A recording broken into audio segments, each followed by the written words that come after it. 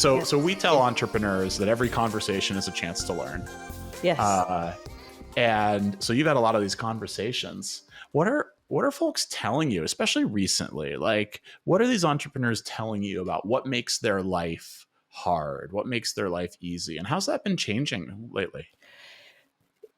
It was more at the beginning, it was more all about, getting the access to capital and then being able to, get people to buy in or help them grow faster. That was always the big piece of the puzzle. Yeah. Now it's more nuanced. The big things nowadays, right now, is we've become, because of, I don't like the mentality of scarcity, but it's not scarcity. The political changes, the economic changes, the climate, not just here but around the world, and all of it impacts us now. Mm-hmm. It's very different than where it was before, because it didn't really hit you, but now it does. The ripple effect is super fast. But it's more the nuances, and we've become a litigious society. So I'm actually on the phone with lawyers every single day, and the kind of concern is the HR. That's a big issue right now. Either A, the lack of, Interesting. and or B, you have it, and then you like it's not I don't really know how to explain it very well in a good way, Ian, but it's more about when we went through everything. And I had mentioned, I did everything by sink or swim. You don't just dip your toes in, you go all in. We went all in and paid our dues. Like, you get up at 4 and you go to bed after Yeah. midnight and you do it all over again. And that's 20 years of doing that. And, that's what we call paying your dues, so that you learn. And then it allows you to get to a different place to be able to say, hey, I kind of might be able to help because I learned a bit. Right.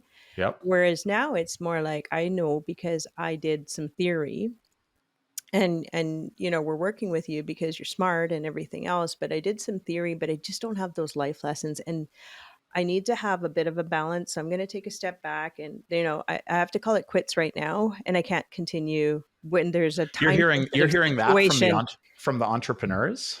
uh this, remember I said it was an HR issue. Ah, So that's what the entrepreneurs are coming to me at, going, how do I deal what with the this? F do I do about this? Well, yeah, that's a way better way of saying it.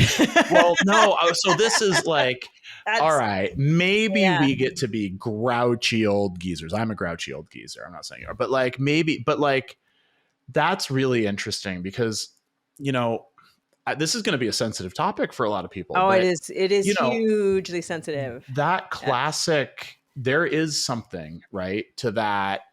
I'm going to say platonic ideal. I don't know what it is, but that stereotype of, the all in founder and entrepreneur, the hustler who's thinking about their business, who drags people along behind him, their team. I mean, we got the Musks of the world who are publicly vilified for being a-holes a lot of the time. But there's a counterpoint to that in their success. There is, and I love this. So recently, this tension with we could say coddling. I'm going to say coddling, but also like, the balance and the expectations of employees, that's coming up as a challenge for your Yes. entrepreneurs. I think that's Yes. really interesting. And what are they? Because I have never talked to an early stage entrepreneur who wants to be thinking about HR. Like that is Yeah. the last thing in their mind they want to be thinking about. It's So what are they doing? funny because any mentee we get on now is it's always like, they're like, okay, so what should I go start learning and searching for? I go, don't worry about finance. Don't worry about this. You're going to go start doing courses on HR. You're going to go start learning HR stuff right away. And then we're going to hire you an HR consultant, because we have lots of them. We're going to bring them in and support you with it. But you need to understand what you're walking into, And because how sad does this make them? um they're not sad because they don't know yet. They don't know what they Okay. don't know. So they're excited. They're like, oh, great, I'll go learn. And so That's good. And is this about dealing, is this about just sort of dealing with people, which we all yes. have to do and is Yeah. important? Okay. Or Yeah. is it, It's what's communication. changing though? It's communication, and having to understand that the old way, I guess, the old geezer way, like me as well, of thinking is you go do the job until the job is done. And if there's a Sure. deadline, we're in our season where I go to bed usually about 4 a.m. And I'll do Ouch. that all the way till probably June. And then I'll take a breather. and I do farm life for like psychotic hours. But I won't, like, I won't go to bed at 4 a.m. I'll go to bed at midnight, which is normal now. And then in September, it starts all over again. I know my seasons, right? Yeah. But I can take my breaks when I need to take my breaks. But, but I accept that and understand that. Whereas now the staff are like, the difference is like I've came in here and I'm going to start at 7:30, but before I start I'm going to have a cup of coffee, I'm going to do all my stuff, which we did in advance of starting. And before we started, or when we arrived, we were arrived 15 minutes in advance, otherwise we were considered late. Is this just a selection bias thing though? Like are people self-selecting into a romantic lifestyle of like working for the startup, working for the new company, working for the entrepreneur without realizing what they're getting into? No, Or is no, there no, something no. more fundamental going No, on? I think I don't I think that it's just a matter of a mind shift. In terms of, we were okay to go and say, okay, that's 15 minutes early means I'm on time. Yeah. And because that was instilled in us, but now it's different. Now it's just different. The instilled value is work life balance, always work life balance.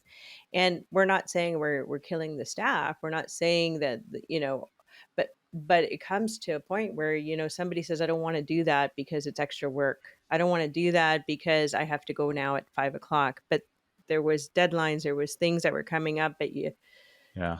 we can't do that. And then people, yeah, and then there's the idea of, I only want to work from home. I can't come in, but and I only want to work 4 days. I can't do 5 days, but business runs like 7 days. And so we're seeing there's a change. And I'm not saying that, I guess I'm not saying people should work nonstop, perhaps like the way I do. Maybe I'm the abnormal one. I guess I am the abnormal one. But what I'm saying is I think that communication or that understanding of this is what it actually means to work, Yeah. um, for us, has to be communicated a lot differently than it was before. So how do you feel about, coming in earlier, staying a little later, for real, not just I will do it because I want to get the job in this interview. Like, this is real now. And yes, you will get compensated. Uh, all those pieces are in place, but this is serious now.